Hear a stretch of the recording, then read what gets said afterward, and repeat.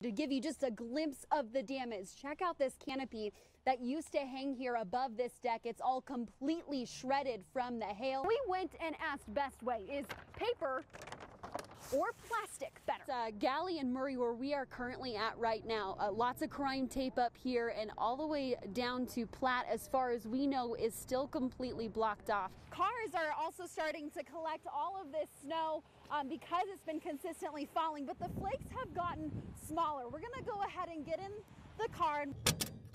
In total, the affidavit says 79 pieces of mail never made it into people's mailboxes. Almost 100% of Harrison School District 2's bus fleet is focused on compartmentalization for kids while they're in the bus, but safety starts way before students are even in their seats. There's been a lot of celebration here tonight, but there's been no more excitement in this room than when it was announced Jared Polis is the governor-elect. Crime tape is still up here on scene as law enforcement continue their investigation into what happened here.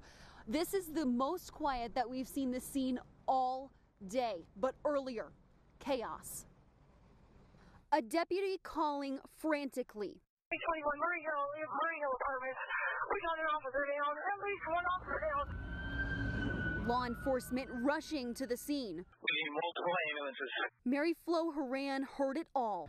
A little close for comfort. She lives in the Murray Hill Apartments and was putting on her shoes to leave when shots rang out. It was less than a minute, probably like only 30 seconds. I heard like a pop, and then there was a slight pause, and then I heard like a pop, pop, pop, and then there was another pause, and I heard probably 1 or 2 more gunshots, and then it was over. When she got outside, she ran into a man who she believes was the suspect. I saw the guy come around the corner. He was limping really badly and holding in his hip, and he went inside my building. All we have right now, suspect is in number 105. I don't have any further at this point.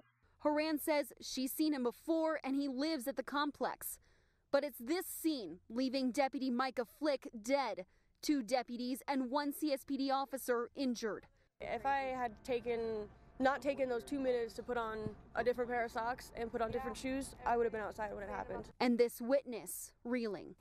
It's a green manicured lawn on this side of Whittier Drive, but the view from it, a front yard littered, a coffee maker with missing pieces, broken windows, a vacuum and suitcase on the sidewalk. We shouldn't have to deal with this. Jim Zuber has watched the yard take different forms for years, but in July, it became too much. Code enforcement for the city of Colorado Springs did issue a notice of violation a few months back and issued several extensions to get it into compliance. About 2 weeks ago, it became a safety concern. We found that there was personal items and debris being stored on the sidewalk and in the street, which is the right-of-way in front of the house. And at that point, we said, okay, we have to take some proactive measures here. Which led to a warrant, 6 crew members and 3 CSPD officers at the property on Monday to clean up. They mostly took the good stuff away, so you wouldn't be able to see nothing but maybe a pile of junk. Rodney Leacock owns up to the mess. He says he finds the items and sells them at the flea market. And all this stuff I find, but they said this was junk. He tells us he's a 5-time felon and says circumstances like the fact he could not pay for a storage unit that was holding these items have led to this. Could you agree that, having all of these items out here is a code violation?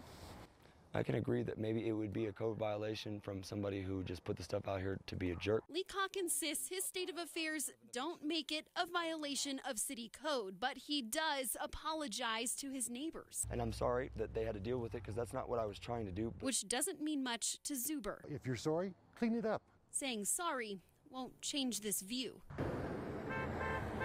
For 12 hours. One intersection on this day. 17 years strong. Got to remember 9/11. Chris Seal walks with a purpose. So it's not being washed away, and it's not being forgotten.